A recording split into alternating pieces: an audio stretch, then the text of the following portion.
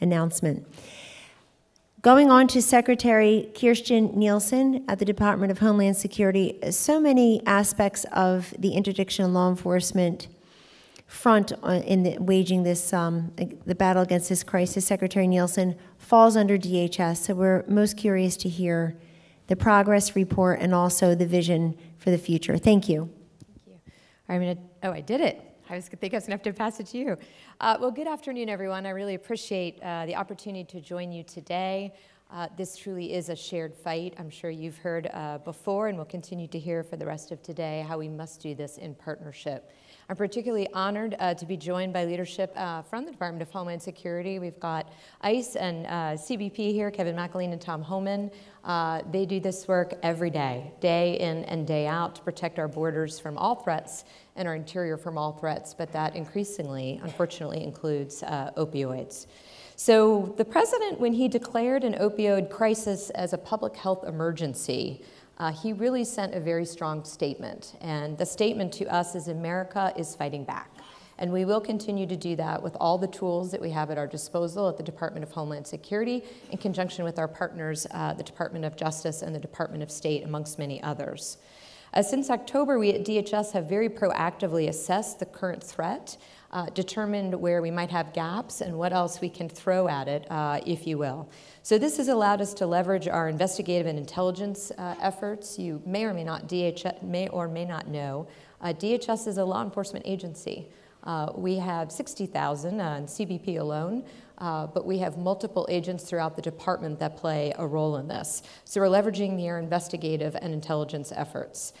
We also do interdiction operations with our international partners, and we've had great success on that front, particularly with our friends and close partners in Mexico. And we continue to look for new partners because, as we know, this dreaded drug, fentanyl, continues, as the Attorney General mentioned, to come in packages of all sorts and sizes and then get in the hands of TCOs that otherwise use it in the drug flow. So we look at this sort of two ways. We look at within our borders, and then we look at stopping across our borders, if you will. So to prevent entry, we do work with DOJ and state and our law enforcement counterparts in Mexico, South and Central America, and China as well, to prevent the flow, but also, most importantly, to share the information. The sharing of information really has two main purposes. One is to hopefully stop the drugs before they come into our country. But the others is to help us as partners dismantle the TCOs themselves that are the force behind the epidemic. So this information sharing helps us to stop the flow, facilitates the dismantlement, and it also provides clear roles and responsibilities amongst all partners to bring all that we have to bear. So I just wanted to use one example. We have Border Enforcement Security Task Forces, which luckily enough has one of those good acronyms, BESTs. Some of our acronyms at DHS are not so well done. And these are CBP and ICE's primary platform to investigate opioid smuggling domestically. So ICE has BESTs in 58 locations throughout the United States, leverages more than 1,000 federal, state, local law enforcement officials, and it represents over 100 law enforcement agencies. CBP also has officers at hundreds of ports of entry, as you know, and they not only check billions of dollars of cargo each day and millions of passengers a day, but they are particularly focused recently on fentanyl. CBP seizures of fentanyl has significantly increased over the last 3 years. We had about only 2 pounds in 2013.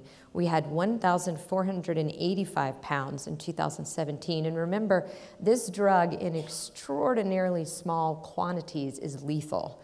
So 1,485 pounds is substantial. That is an epidemic. So to confront this explosion, they've expanded the use of canines, and we're happy to report that all CBP canines working in the international mail and express consignment environment now have the ability to detect drugs and fentanyl in particular. While we don't see yet a significant amount of the opioids being trafficked by sea, the U.S. Coast Guard maritime interdictions of other narcotics are increasing, and of course that deprives the funds from the TCOs, who are then able to otherwise use the funds to traffic in the opioids and fentanyl. So to prevent the sale, I'll just talk about that for a minute. We're also committed to not only preventing them at their source, but then of course preventing their movement into and sale within our country. The Attorney General mentioned the dark web. We support his efforts. Our United States Secret Service has extensive cyber capability on the investigation side, and they also contribute to this fight. And so does ICE Homeland Security Investigations. Again, DHS has a broad mission set, but we do in all times work to bring everything we have to bear. The dark net, I would just add one comment to what the Attorney General said. It's anonymous, so it makes it that much more difficult to track who is doing what on the dark net in terms of buying and selling. But with our partners at Justice and FBI and within DHS, we are doing just that. So the job doesn't end there. We also work to support the apprehension and prosecution. Again, we work closely with our law enforcement brethren. What I would say in closing is the sheer magnitude of this means that we have to partner. As I've said many times today, actually in other forum, there's not one entity that has all of the authorities, capabilities, and capacities to fight this alone. So we greatly appreciate everyone in this room, your interest, your support, your partnership. We can't do it without you. We thank the President and the Vice President for their continued leadership, and certainly Kellyanne for all the yeoman work that you've been doing to bring us all together. Thank you very much, Secretary Nielsen. Thank you.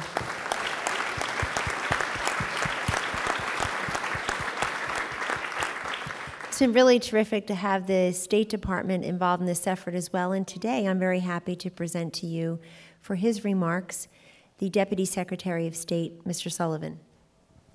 Thank you, Kellyanne. It's an honor to be here. Delighted to see everyone here. Thank you for your leadership, and to General Sessions and Secretary Nielsen. You might wonder why the State Department is here. Well, this is a whole-of-government effort. The President has made this a top priority for his administration. The State Department's involved because the problem we confront is not merely a domestic problem. The opioids that are killing American citizens today are produced overseas and are trafficked by criminals and criminal organizations that operate transnationally. The State Department's role is to stop transnational criminal organizations, so-called TCOs, and the networks of criminal activity they perpetuate in trafficking drugs and destroying the lives of our loved ones. Addressing the opioid crisis, as I say, is a whole-of-government effort. And the State Department's role is to apply its resources abroad with our partners, allies, and others to support all the work that the Department of Justice, the Department of Homeland Security, and the other cabinet departments are doing to address this problem and this enormous scourge that we have, and to enlist the support of our allies and partners and neighbors in Mexico in particular. It's our highest, at the State Department, this is our highest drug control priority. The bulk of the State Department's counter-narcotics work is focused on countries where opioids originate. Opium harvested in Mexico is the root of over 90% of the U.S. supply of heroin. The TCOs that smuggle it across our border to be sold by dealers throughout the country are the targets that DHS and the Department of Justice are working to stop. We're strengthening cooperation with Mexico through the Merida Initiative to interdict illegal transports, find and punish criminals involved in these organizations, and cut off their sources of funding. In December of last year, Secretary Tillerson and I, along with General Sessions and Secretary Nielsen, continued the strategic dialogue we have with Mexico on disrupting transnational criminal organizations. We're working with our Mexican counterparts to find new ways to disrupt the revenue streams of TCOs that are responsible for trafficking heroin and other illicit drugs into the United States.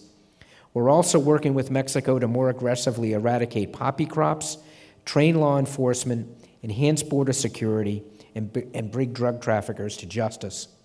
Over 100 of Mexico's most wanted high-value targets, like Chapo Guzman, have been arrested, killed, or extradited to the United States. And we support Mexico's efforts to find, investigate, and destroy clandestine drug labs. Since 2014, the Department of State has funded DEA training of over 300 Mexican counterparts in special tactics to go after those labs.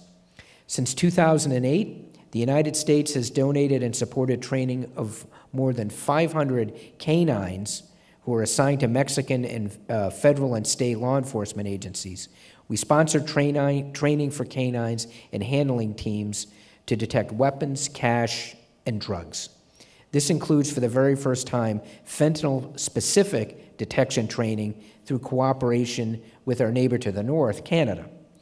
Last fall, the UN Commission on Narcotic Drugs put new international controls on the 2 primary ingredients that are used to produce fentanyl. This action was taken at the request of the United States, and such measures are already producing results. Due to this change and other efforts, DEA has seen a decline in the presence of these chemicals in the illicit drug market.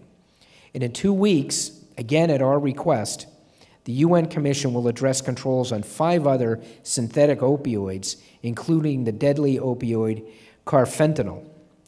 The State Department is also building partnerships to more effectively stop the traffic of synthetic drugs sent through international mail and courier systems, which General Sessions mentioned.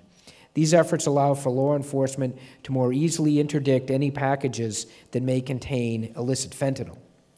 China is a growing area of focus on the fight against opioids. Energized by President Trump's visit to China last November, the United States and China have forged a productive counter-narcotics relationship. As a result of our cooperation, China has established domestic restrictions on the production and sale of 143 substances, including a number of fentanyl-related compounds. China's tightening of regulations has significantly contributed to the reduction of these substances on the streets of the United States. Unfortunately, we're beginning to see a new trend of rogue Chinese chemists who are manufacturing illicit opioids, selling them online to drug traffickers and users, and shipping them in small quantities through the mail. As Secretary Nielsen mentioned, the amount of fentanyl that's necessary to convey a lethal dose is extremely small. So we're talking about small quantities of these illicit substances.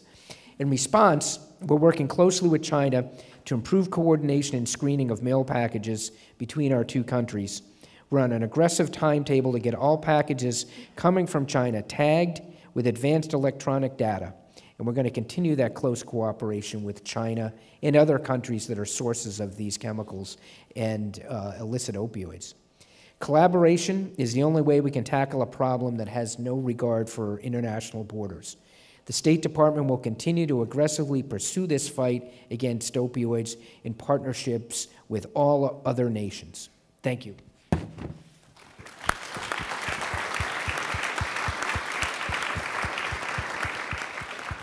Thank you so much, Deputy Secretary Sullivan. That's a lot of information. I think it strikes America as brand new information in many ways, so we very much appreciate all the efforts of the State Department by Secretary Tillerson, you and your vast team. So we're going to open it.